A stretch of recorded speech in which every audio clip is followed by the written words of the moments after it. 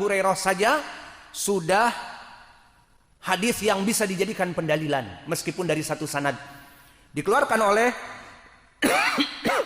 Ashabus Sunan dari Abu Ya'la di dalam musnadnya dan Ibnu Hibban dari jalan Muhammad ibni Amr ibni Alqamah dari Abi Salamah dari Abi Hurairah.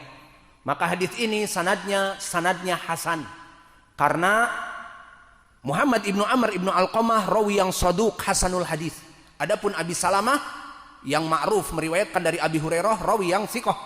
Maka hadis ini isnaduhu hasan dikarenakan Muhammad ibnu Amr ibnu Alqamah, dan hadis ini telah dihasankan oleh Syekh kami Muqbil Al-Wadi'i di dalam kitabnya Al-Jami'us Sahih.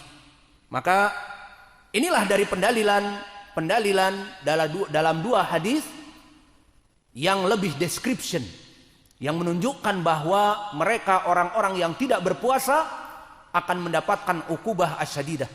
Dan kita tutup karena panitia sudah mulai menyedukkan air lagi, maknanya sampai kapan gitu maknanya.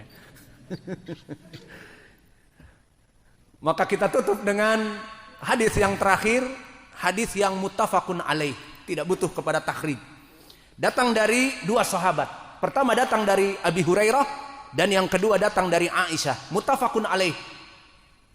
Datang dari riwayat Abi Hurairah, berkata Rasulullah sallallahu alaihi wasallam, "Ja'a rajulun ila Nabi Muhammadin sallallahu alaihi wa ala alihi wasallam faqala halaktu ya Rasulullah, famada bika, qala waqa'tu bi ahli fi nahari Ramadan."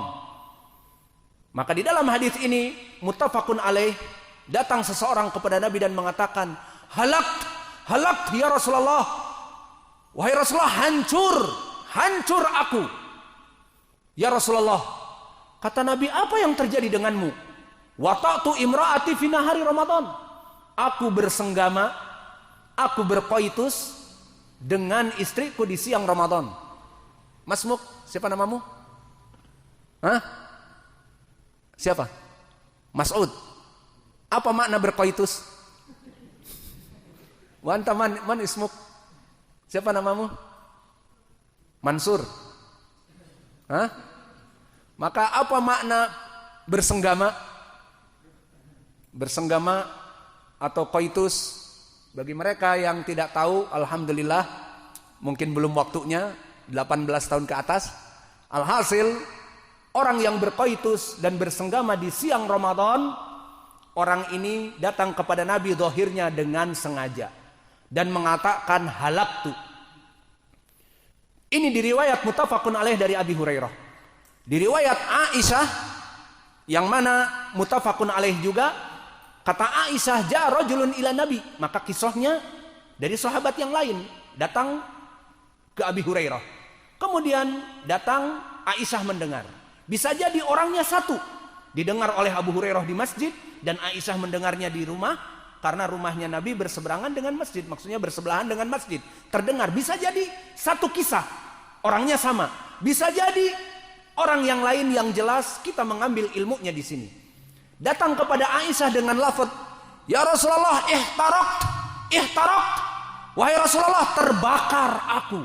Aku terbakar seakan-akan dibakar oleh api neraka." "Mada bika ya rajul?" Apa yang terjadi dengan kamu? "Wata'tu ahli fi nahari Ramadan." Aku bersenggama, berkoitus, berhubungan intim. Apa hubungan intim? Al-muhim, semuanya bimakna wahid. Aku berhubungan dengan istriku di siang Ramadan. Dari dua hadis ini yang muttafaqun alaih, diriwayatkan oleh Abu Hurairah, halaktu, hancur aku. Dan diriwayat Aisyah, ihtaraktu, seakan-akan terbakar aku ya Rasulullah. Dari dua lafaz ini menjadi pendalilan bahwa orang ini yang mana kaum muslimin melaksanakan puasa Ramadan, dia wallahu a'lam berhubungan intim dengan istrinya di siang Ramadan, maka ukubahnya dia mengadu kepada Nabi, halaktu, dalam keadaan hancur diriku ya Rasulullah.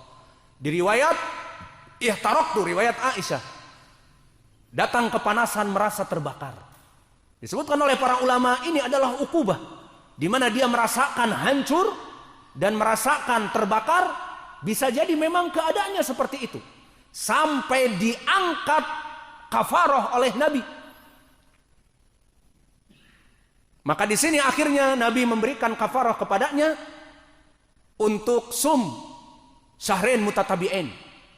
Akibat dari perbuatan kamu itu tidak mudah. Puasa 2 bulan. Puasa 1 bulan saja dilanggar, maka bagaimana puasa 2 bulan? Maka dikatakan la astati, aku tidak mampu. Kalau begitu, at'im sitina miskina. Kamu infakkan harta kamu untuk memberikan makan 60 orang fakir miskin. Dikatakan tidak bisa juga ya Rasulullah, aku orang termiskin yang ada di daerahku. Jadi sahabat ini subhanallah orang termiskin, namun melaksanakan kemaksiatan. Maka di sini Nabi kita lihat bagaimana Nabi kita yang membuat syariah ini tidak dalam keadaan arogan. Agama ini untuk Allah. Allah yang menciptakan surga dan neraka. Kenapa tanfir kaum muslimin dari agamanya? Kenapa menjauhkan manusia dari agamanya? Maka Nabi yang penuh rahmah diberikan syariat bayar 2 bulan secara berturut-turut. Tidak mampu. Bulan puasa Ramadan yang 1 bulan saja saya tidak mampu ya Rasulullah. Tidak sabar kepada istriku. Bagaimana 2 bulan? Oke. Turun. Ya sudah. It'am. Sedekahkan dari harta kamu. Beri makan 60 dari kaum fuqara wal masakin. Aku orang termiskin di dunia. Termiskin di daerahku. Jadi nggak mampu. Tidak. Lihat bagaimana sahibus syariah. Alhamdulillah sekali lagi kita bersyukur kepada Allah. Karena Allah memasukkan kita kepada Islam. Agama yang penuh rahmah. Maka Nabi mengatakan, tunggu sebentar, wait. Masuk Nabi ke rumahnya. Dilihat mana dari sedekah-sedekah dari kaum muslimin, dari zakat-zakat dan sebagainya. Maka Nabi membawa sekitar sekarung dari kurma. Dengan berat Nabi membawa. Mana orang tadi yang bertanya kepada saya yang mengatakan halaktu wahtaroktu, ana ya Rasulullah, aku. Menandakan banyak kaum muslimin. Katakan, bagikan ini kepada 60 fakir. Karena kamu tadi tidak mampu kan? Bagikan. Kemudian berkata lagi, ya Rasulullah, dibagikan kepada tetangga-tetanggaku, mereka orang-orang yang mampu. Kami yang butuh kepada tamar-tamar ini, kami lapar. Akhirnya tasaddaq bi ahlik. Kalau begitu ya sudah 60 untuk fakir miskin itu ya sudah sedekahkan kepada keluarga kamu. Lihat bagaimana syariat yang agung dari Allah. Orang ini dengan syahwatnya lupa masuk kepada ayat tadi, ulaika fil adallin.